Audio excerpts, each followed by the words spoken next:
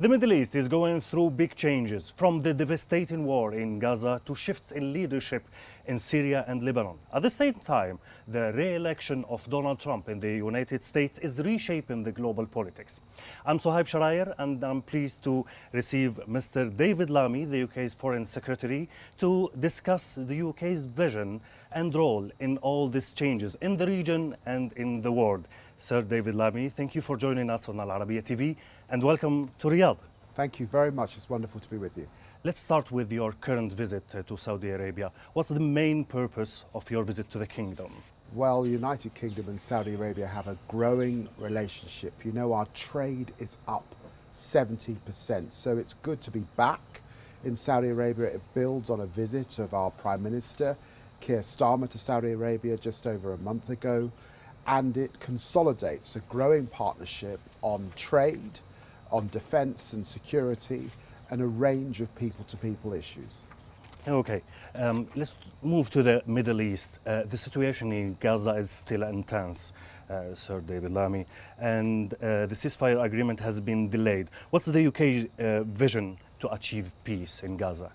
Well, we have been calling for a ceasefire since December of last year. We want to see that ceasefire. We want to see a hostage deal. We want to see the intolerable suffering of the people of Gaza come to an end and a surge in aid. And we are pressing, and I will be going on to Israel to speak to the leadership in Israel to see if we can bridge the gap. We must bring this devastating war to an end. Is it big gap now? Well, I think there has been progress. I think we are close to a deal. And it will be interesting to be in Israel and to speak to the foreign minister and others to see if we can bridge that gap and make that deal happen over the coming days. Yeah.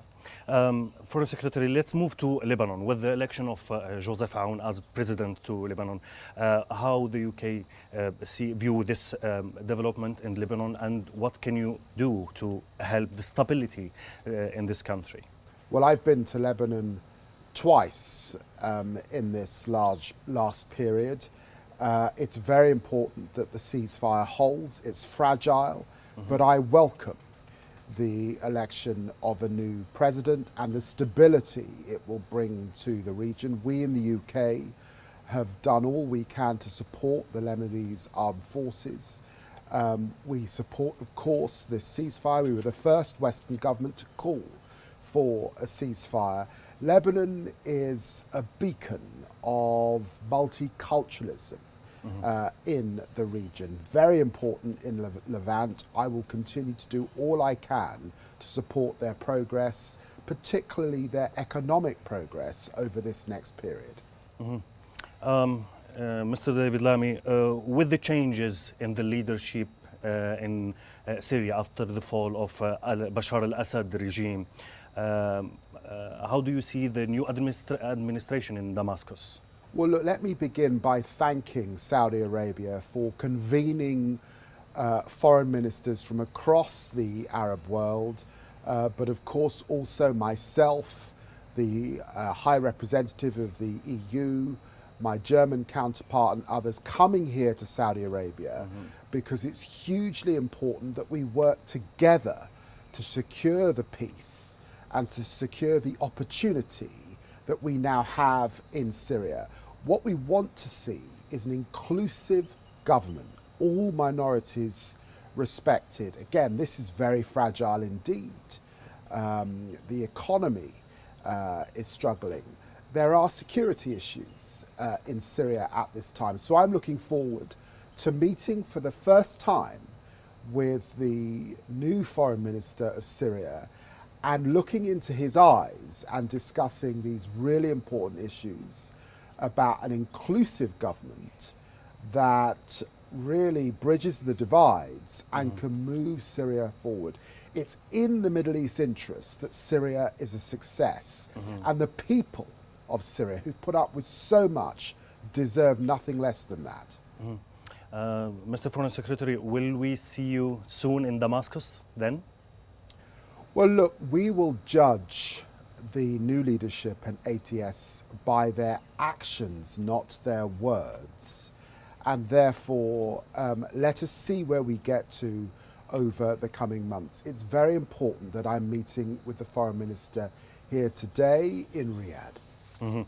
Excellent. Let's move to the relation between United States and the United Kingdom. With the re-election of Donald Trump, what is the future of the relation between the two countries?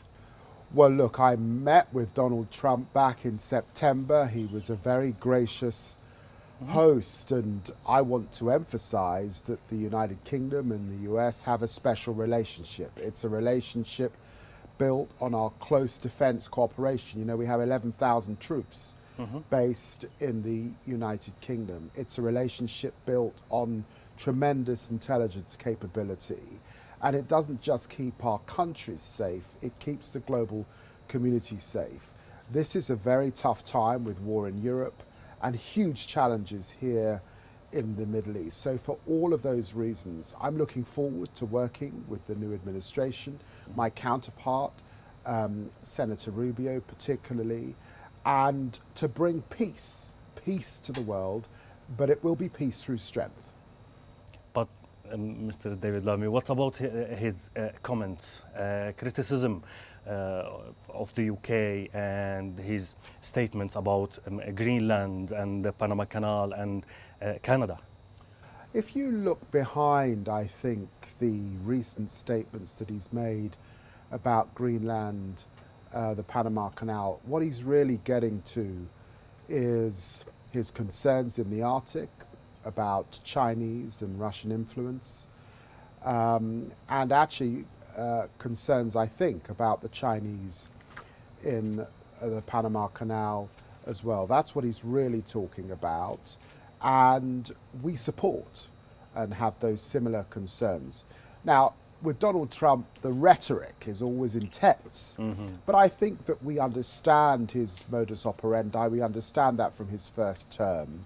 And the bottom line is that he came to office wanting to see the economic security of the US people. And we in the UK have come into office, new government, growth is our priority, and also the economic security of the British people, particularly the challenge of migration at this time. So there's a lot of common ground. Talking about the NATO and the bottom line also, what about the Ukrainian war? What's your vision for this conflict? Donald Trump also said he will end this war when he comes back to the White House. Well, look, at the moment, we don't see Mr. Putin showing any willingness to negotiate. He's attacking the Ukrainian people with missiles, with drones, their infrastructure, this terrible, aggressive imperialism that we're seeing on the European continent. We are pledged to support Ukraine for as long as it takes.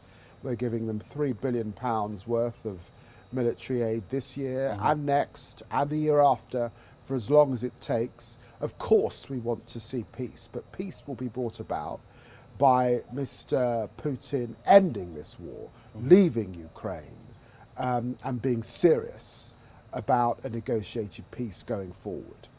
Does the UK plan to send more support to Ukrainian? We will continue to support Ukraine with the military, the economic and the humanitarian support they need. Mr. David Lamy, we talked about all these wars in Gaza, Lebanon, the change now in Syria. I want to end this interview by asking you, some think that there is a next war is coming. People think that the next war will be in Yemen or in Iran directly. Are we expecting another war in the region? Well, look, I don't think war is inevitable in the Middle East. We must do all we can to de-escalate and avoid war. But I would say this, the Houthi particularly and their relentless attacks in the Red Sea is totally unacceptable and must stop. It's destabilizing the region. And Iran's malign behaviour and their nuclear ambitions must also stop. These are very, very worrying concerns indeed, but war is not inevitable, and the UK will do all it can to de-escalate at this time. Foreign Secretary, thank you very much for sharing your insights. We hope the peace will be established here in the region and in the world. Thank you very much for joining us on العربية TV. Thank you very much indeed. Thank you very much.